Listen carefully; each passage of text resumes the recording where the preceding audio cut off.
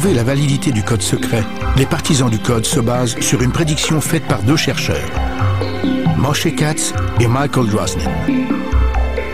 Ils ont prédit l'assassinat du premier ministre israélien, Yitzhak Rabin.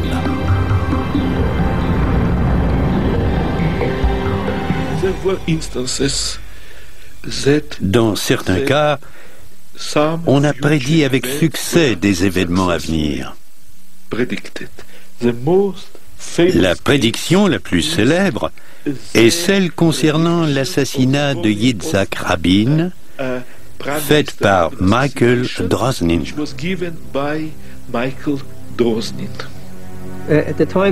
Yitzhak Rabin était Premier ministre d'Israël à l'époque. Les chercheurs ont entré son nom dans l'ordinateur et ont découvert le verset de la Bible où on fait mention d'un assassin qui assassinera. Le nom de Rabin se trouvait tout près. Les chercheurs étaient inquiets et ont envoyé des lettres au bureau du Premier ministre et à son personnel de sécurité en espérant qu'ils prennent d'autres mesures de sécurité pour prévenir cet attentat. Malheureusement, ils ont fait tout cela en vain.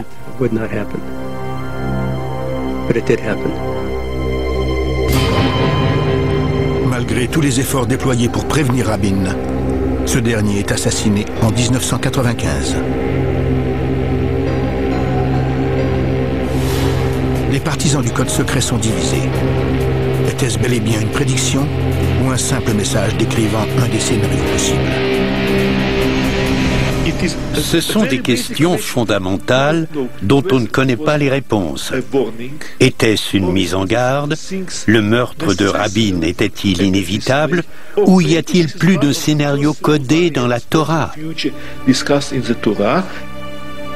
Un des chercheurs, confiant que cette prédiction de l'assassinat de Rabin prouve la véracité du code secret, lance un défi aux sceptiques. Il leur demande de trouver une prédiction de l'assassinat d'un premier ministre dans Moby Dick. Le professeur Brendan McKay est un des opposants les plus en vue de la légitimité du code secret de la Bible. Il a effectué de nombreuses recherches sur le sujet et accepte de relever le défi. Je suis allé chercher une copie de Moby Dick et je me suis mis à chercher des prédictions d'assassinat de personnes célèbres et de premiers ministres. J'en ai trouvé plusieurs. J'ai découvert des allusions à Indira Gandhi, Léon Trotsky et Martin Luther King. D'ailleurs, voici une des prédictions que j'ai découvertes concernant l'assassinat du président Kennedy. Le nom de Kennedy apparaît à la verticale. Je l'ai encerclé en rouge.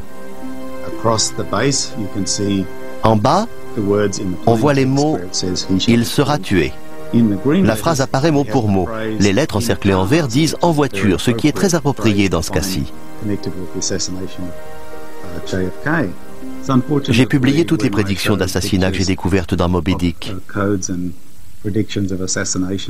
Malheureusement, plusieurs des gens qui visitent mon site web concluent que Dieu a aussi écrit Moby Dick. Grâce à ses recherches, McKay tire ses propres conclusions. C'est de la foutaise. Je suppose que vous voulez une réponse plus étoffée. J'ai passé énormément de temps à étudier ce sujet. J'ai essayé à maintes reprises de prouver la véracité du code, mais je n'y suis jamais arrivé. D'après moi, il n'y a aucune preuve que le code secret de la Bible existe vraiment.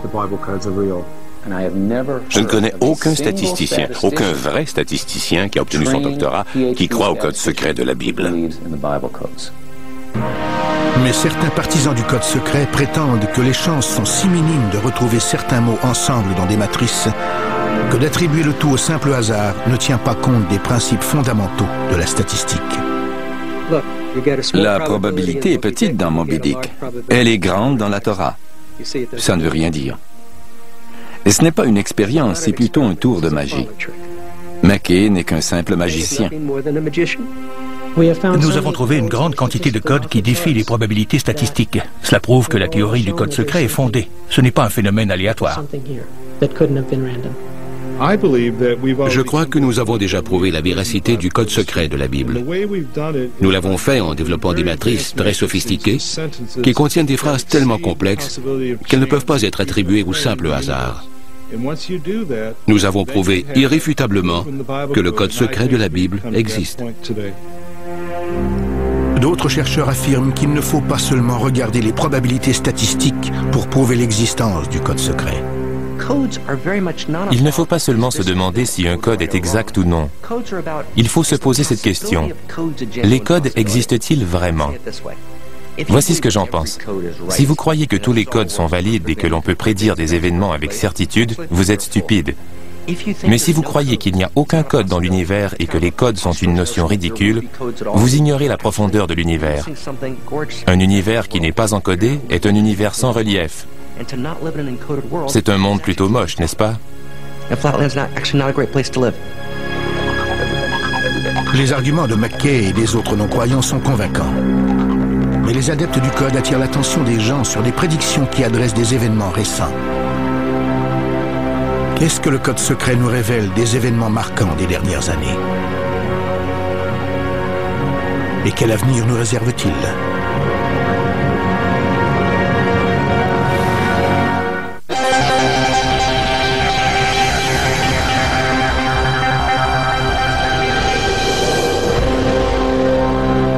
Les arguments des adeptes et des détracteurs sur la validité du code secret de la Bible sont tous convaincants. Mais on ne peut ignorer le fait que certaines des prédictions dans l'Ancien Testament se sont avérées vraies. Certains croient que l'avenir est inconnu jusqu'à ce qu'il fasse partie de notre passé. D'autres croient que si on pose les bonnes questions, on peut prédire l'avenir. Si le code secret de la Bible peut bel et bien prédire l'avenir, que nous réserve-t-il? Cet avenir est-il inévitable? Les prédictions les plus récentes sont étonnantes. Durant la campagne électorale de l'an 2000, qui opposait Al Gore à George W. Bush, j'ai acheté un journal israélien dans un café-restaurant. En lisant les manchettes, j'ai pu voir comment épeler les noms de Gore et de Bush, ainsi que la date de l'élection en hébreu. J'ai entré ces trois données dans mon ordinateur. Le résultat était une matrice très compacte. C'était un tableau de 4 lignes et de 5 colonnes. 3 données s'y retrouvaient. La date du 7 novembre et les noms de Gore et de Bush. La matrice était si compacte que la probabilité de retrouver ces 3 données dans un texte au hasard, c'est-à-dire un texte sans code, est de 1 contre quelques centaines de milliers.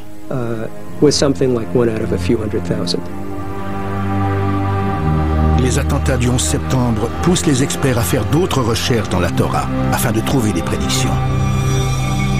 Leurs trouvailles sont étonnantes. Nous avons découvert des agencements très compacts de ces 3 mots, ainsi que plusieurs autres mots qui se rapportent aux attentats du 11 septembre. On a découvert la date, les noms des terroristes, ainsi que des descriptions détaillées. Les immeubles qui fondaient, qui tombaient, qui se faisaient détruire devant tout le monde. Tous ces mots se retrouvent dans une toute petite section de la Torah. J'ai trouvé une séquence sur les attentats du 11 septembre. Elle contient 32 termes qui sont des phrases complètes. Les probabilités statistiques d'une telle matrice sont de 1 sur 10 puissance 340.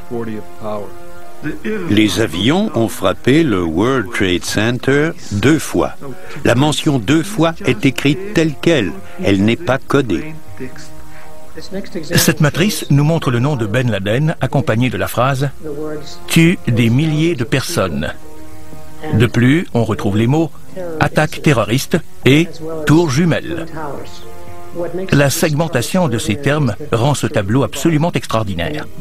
Il faut avoir fait de la recherche sur le code secret pendant plusieurs années pour vraiment apprécier la proximité de ces mots à sa juste valeur. Les lettres de la mention de l'attaque terroriste sont à 2 lettres l'une de l'autre. C'est l'intervalle le plus petit dans la Torah. Les mots jumelles et tour sont jumelés 3 fois. Cette matrice est la meilleure. Pourquoi ces 2 mots reviennent-ils dans la même matrice à maintes reprises? Parce que quelqu'un essaie de nous dire quelque chose. Une des prédictions les plus récentes fait allusion à l'écrasement de la navette Columbia le 1er février 2003. Le professeur Rips a découvert une matrice qui contient les mentions suivantes. Navette, Columbia. Ils seront en deuil et dévorés par le feu. Le professeur Rips n'avait pas remarqué cette séquence de lettres équidistantes en rouge. Un de ses amis lui a fait remarquer que le motif des mots ressemblait à une navette. La navette fait face vers le bas. La partie rouge doit donc représenter l'aile gauche de la navette. Étonnamment, cette partie rouge dit « dévoré par le feu ».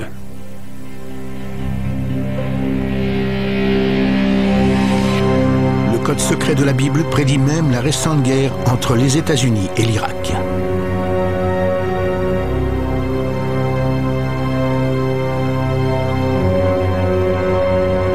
Mais le code secret peut-il prédire l'avenir?